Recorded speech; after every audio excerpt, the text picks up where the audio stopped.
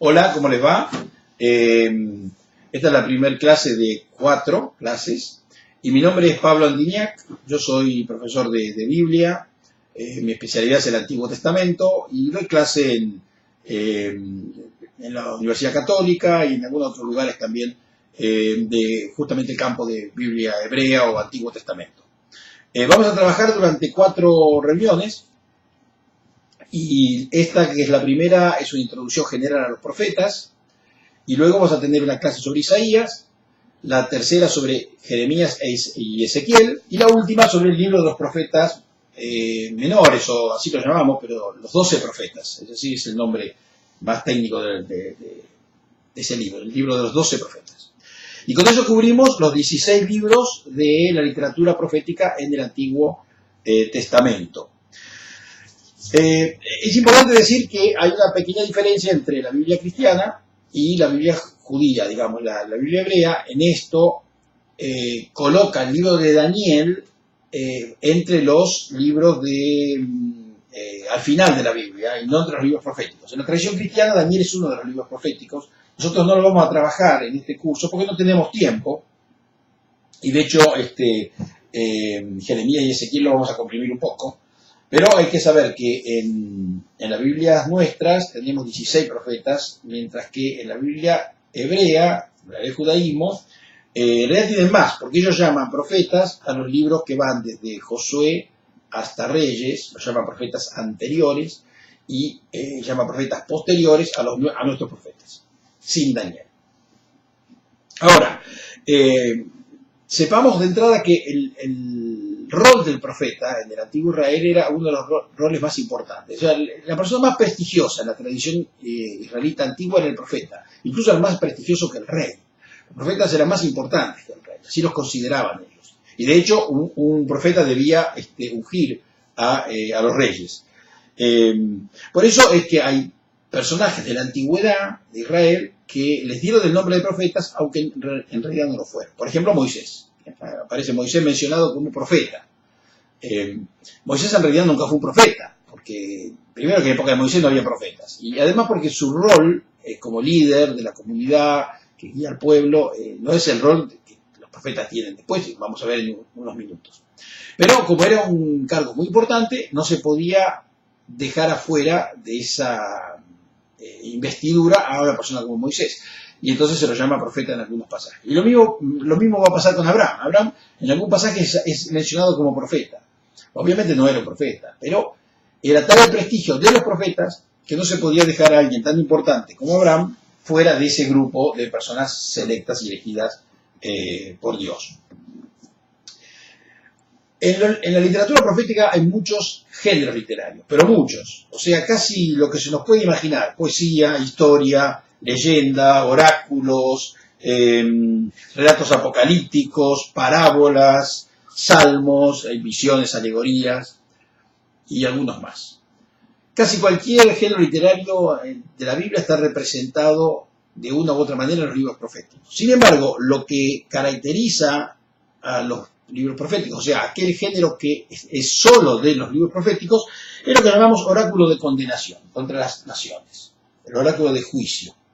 Ese género está solamente en los libros proféticos y tiene que ver con esa palabra de los profetas que señalaban la distancia entre lo que el pueblo hacía o el rey hacía, hay momentos en que hablan del rey, momentos en que habla del pueblo de Israel en general, y la ley de Dios, la ley de Moisés, hoy diríamos con la Torá, el Pentateuco, aunque en esa época no estaba tan definido el tema. Pero el profeta pone, digamos, el énfasis en mostrar la distancia que hay entre lo que Dios pide, y eso está expresado en la ley, y lo que el rey o la jerarquía de la sociedad o el mismo pueblo de Israel, depende del momento, obran y ponen por obra. Por lo tanto, eso sería lo propio, exclusivamente propio del profeta. Ningún otro personaje bíblico pone el énfasis en ese punto. Otro tema es que a veces, ustedes saben, la etimología de las palabras a veces ayudan, a veces no ayudan. La palabra profeta viene de profetes, que es una palabra griega. Así se la tradujo. Y profeta significa aquel que pronostica el futuro. la realidad, los profetas casi muy poco pronostican el futuro. Y ni siquiera es la función principal de los profetas, la de adivinar o pronosticar qué va a pasar más adelante. Es una función, pero no es la principal.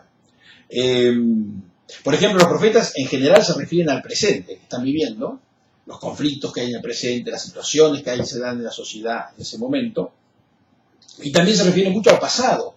Es decir, cuando contrastan un pasado que fue venturoso, porque el pueblo de Israel en el desierto, por ejemplo, estaba en las manos de Dios y dependía de Dios plenamente, y si bien había rebeldías, siempre había una situación de confianza en que Dios nos va a ayudar y nos va a sacar de esta situación grave, de estar en el desierto sin alimento y sin agua. Entonces había una época en que los profetas interpretan que el pueblo estaba prácticamente en las manos de Dios, y la relación y la situación presente, en la cual, en general, el tema predilecto de los profetas es la idolatría. Es decir, ellos critican duramente lo que ellos llaman alejarse de la palabra de Dios, que para aquel entonces significaba que Israel se sentía seducido por religiones cananeas, que eran más flaxas, más débiles en sus exigencias, y se alejaban de las exigencias éticas de la ley de Dios. Entonces se olvidaban del pobre, se olvidaban de la viuda, del huérfano, maltrataban al extranjero, cosas que estaban permitidas en los otros pueblos, en otras religiones, de Canaán, y estaba absolutamente prohibido en la religión de Israel. Incluso hay cosas más graves. Por ejemplo, en algún momento hay sacrificios de niños en la tradición de Israel, están narrados en los libros históricos, cosa que estaba absolutamente prohibida en la fe de Israel, pero era copia de lo que hacían los cananeos. Entonces los profetas señalan con mucha dureza esas violaciones a la ley. Y de ahí la frase tan típica de los profetas, que aparecen en muchos de ellos, es que volver al Señor, o volver a la ley. Y ese volver a la ley es volver a las leyes de Dios, a aquellos, esa es la invocación, a aquellos que se habían alejado de la voluntad de Dios. Entonces, los profetas, si bien de repente hablan del futuro, muchas veces cuando hablan del futuro lo hacen en sentido de sacar las conclusiones respecto a lo que pasa hoy, si esto no cambia, hacia dónde vamos. Entonces no es tanto adivinar el futuro, sino decir, bueno, si ustedes no cambian, si no vuelven a Dios, si no se reencuentran con su Dios, bueno, van a terminar de esta manera. Entonces no es adivinar el futuro, es prolongar hacia adelante un destino que ellos muchas veces ven muy oscuro, que a veces se cumplió y a veces felizmente hubo cambios en la actitud del rey o del propio pueblo, ¿no?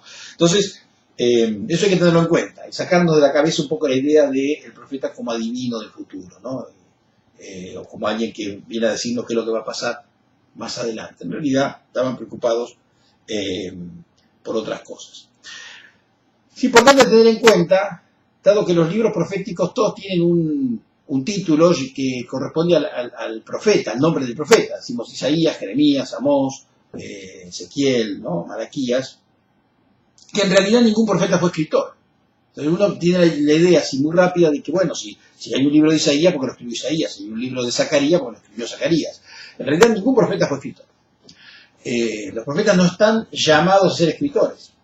Imagínense la escritura, especialmente la escritura bíblica, que es tan cuidada, tan cuidadosa, tan elaborada, requiere mucho tiempo y requiere una habilidad de saber escribir. Hay que ser buen escritor para escribir los libros de los profetas. Y los profetas no tenían ni tiempo porque ellos siempre encaraban problemas urgentes. Hablaban de la injusticia y uno no puede decir, bueno, hoy en injusticia, bueno, voy a meditar un libro y lo escribo en 2-3 años, en 3 años terminé el libro y la injusticia ya terminó por destruir a la persona que estaba sufriendo o a la que estaban oprimiendo. Entonces no hay tiempo para escribir. Y tampoco tenía muchas veces las habilidades de buen escritor. Había que ser escritor, había que ser lector, había que tener herramientas, había que tener cierta infraestructura para escribir. Los profetas en general son llamados a proclamar. Por eso una de las características de los profetas es la palabra voz. La voz es lo principal de un profeta, porque el profeta habla. De allí que una de las frases también bastante regulares la literatura profética es así dice el Señor. Fíjese que no dice así hace el Señor, dice así dice, porque enfatizan la palabra de Dios. Dios habla y comunica a través de una palabra su voluntad. Y el profeta tiene esa condición de tener que proclamar, o sea, hablar. De modo que se generaba en torno a ese profeta, porque era profeta de Dios, porque era reconocido, una especie de comunidad que lo seguía, diríamos una especie de escuela isaiana de Isaías, una escuela jeremiana de Jeremías, sus discípulos. Y es muy probable que el proceso de escritura del libro que tenemos sea obra de esa comunidad, que quizá al paso del tiempo, porque el profeta había fallecido, seguirían evocando sus palabras y sus sermones y sus enseñanzas, y en algún momento alguien dijo, bueno, vamos a escribirlo porque si no nos vamos a olvidar o lo vamos a tergiversar involuntariamente, pero tergiversar al fin, y entonces se pusieron por escrito los libros de los profetas. De modo que no tenemos libros de autor, aunque aparentemente son libros de autor. Sin embargo, fíjense que pocas veces en los libros proféticos se habla en primera persona, ¿no? Yo dije tal cosa, es muy raro. Hay algunos pasajes que parecen pequeños datos autobiográficos, pero son minoría. Siempre se habla en tercera persona, ¿no? El profeta dijo tal cosa, vino el profeta y hizo tal otra. Así que es otro el que cuenta. De modo que los libros proféticos entonces no son libros de autor, porque los profetas no escribieron. Yo quisiera enfatizar esto. Si un profeta, frente a una situación en la que ellos encaraban, se hubiera planteado, bueno, ahora voy a escribir un libro sobre esta situación, hubiera sido una negación de su vocación. El Señor no lo llama a escribir, lo llama a actuar y a denunciar. Y la denuncia hay que hacerla en el momento en que los hechos suceden. Tiene que ser contemporánea a los hechos. No puedo yo denunciar algo que pasó hace 5 años. Pues puedo, pero no es la función del profeta. El profeta está ahí y tiene que llamar al orden, al rey, o al sacerdote, o al pueblo de Israel, y no puede esperar. Entonces, haber escrito hubiera sido casi fallar a la vocación a la cual fue llamado. No hay tiempo. Hay otra literatura bíblica, la de los sabios, por ejemplo, que es otra materia. Los sabios sí tenían tiempo para escribir. Los sabios se sentaban y escribían. Y tenían todo el tiempo del mundo, porque era otra literatura, otros temas y otra actitud. Y entonces ellos sí eran escritores. Pero no es el caso de los profetas. Los profetas eran personas en los cuales el énfasis estaba puesto en la proclamación de la palabra o de la voluntad de Dios, y por lo tanto eran voceros. Por eso es muy importante la palabra kol, que de hebreo significa voz, kol, es una palabra muy utilizada en los profetas. La voz del profeta es realmente lo más importante. Y lo otro que habría que decir también, que a veces tenemos un pequeño prejuicio en eso, es que pensamos que los profetas son aquellos que hablan de los problemas sociales, ¿no? Injusticia, violación de derechos, lo cual es cierto en buena parte de la literatura profética, pero sería un error pensar que solo los profetas hablan de los problemas sociales, porque eso hace poca justicia al resto de la Biblia. En realidad, los problemas sociales de injusticia, de violación de derechos o de olvidarse del prójimo, están en los Salmos, están en los libros históricos, están en el libro del Génesis. O sea, la Biblia es un libro, podríamos hablar del Nuevo Testamento también, pero digamos, la Biblia es un libro que está preocupada por el prójimo y por las personas, en todas sus páginas. Y los problemas sociales y, diríamos, políticos y de injusticia están presentes en todas sus páginas. Ahora, los profetas, porque son estas personas que tienen esa urgencia de encarar un tema, parece más evidente, ¿no? Denuncian la injusticia, denuncian el maltrato de los campesinos, o denuncian el maltrato de los extranjeros, pero no son los únicos que hablan de estos temas. Entonces eso hay que tenerlo en mente también. No creamos que ahora vamos a hablar de los problemas sociales porque vamos a leer a los profetas. En realidad hay otros temas que los profetas encaran y que también son muy importantes. Por ejemplo, el tema del culto. El culto y el servicio religioso que ellos denuncian como deshonesto. Entonces, uno de los temas importantes de los profetas es eso que decíamos, la distancia entre lo que Dios pide y lo que el pueblo hacía. Y cuando el pueblo no era honesto en su devoción religiosa, los profetas lo denunciaban con total claridad. Hay una frase famosa del profeta Amós que dice: misericordia quiero y no sacrificios. El sacrificio se refería al sacrificio del templo. ¿Qué pasaba? Llevaban los sacrificios, los animalitos, y entonces cumplían, ¿no? Entonces cumplían con la ley. El sacrificio era correcto en términos legales, pero no tenía misericordia con la gente. Entonces lo que señala el profeta en ese caso no es que están faltando a lo que Dios pide, sino que lo que señala el profeta es que hay una distancia entre el cumplir con una ley, llevar los sacrificios al templo, y hacer misericordia con el hermano, con la hermana, con el vecino, etcétera, que es lo que tenían que hacer. Entonces ven, ahí el tema no es tanto la injusticia, sino es la falta de misericordia, o el culto, la devoción, la alabanza a Dios, que no es honesta, que no se condice con la vida que llevan después.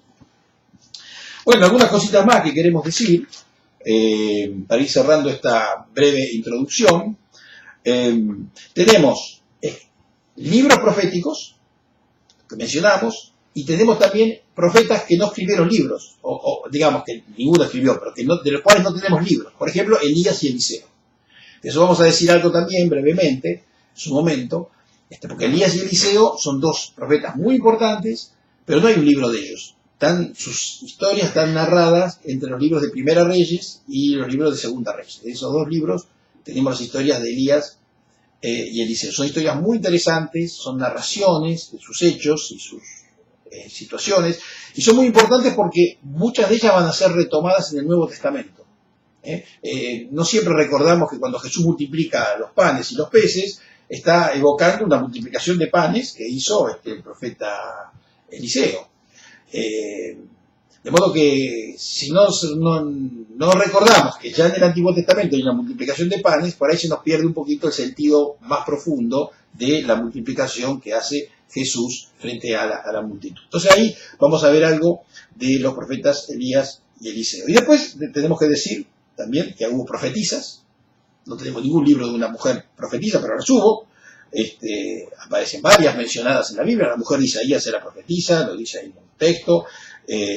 Se menciona a Noadía en el libro de Nehemías, profetisa, mezclada con varones, así que había profetas varones y una mujer metida ahí en el medio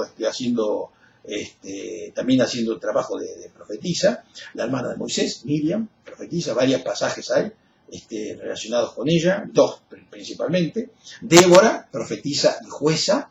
El único juez que a la vez de juez es profeta es Débora, o sea, profetisa y jueza, la única, digamos casi la más importante de todos los jueces. Y Hulda, que es de la que tenemos un texto más largo, en el segundo libro de Reyes, y te vamos a mencionar también en su momento algo de Hulda. Así que tenemos profetisas, y eso es bueno saberlo, en un libro como el Antiguo Testamento, que es bastante poco abierto a la presencia de mujeres, que haya estas menciones indica que había profetisas mujeres y que quizá quedaron ocultas y no se las menciona mucho, pero algo aparece por ahí. Y lo último que digo es que así como hay profetas, en la Biblia hay falsos profetas y falsas profetisas, también lo dice.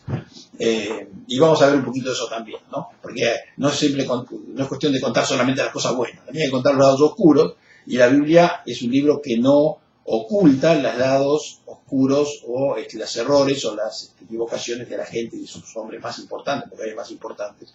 Y entonces también vamos a decir algo de los falsos profetas. Bueno, hasta aquí con la introducción, espero que podamos encontrarnos y seguir trabajando en las clases siguientes.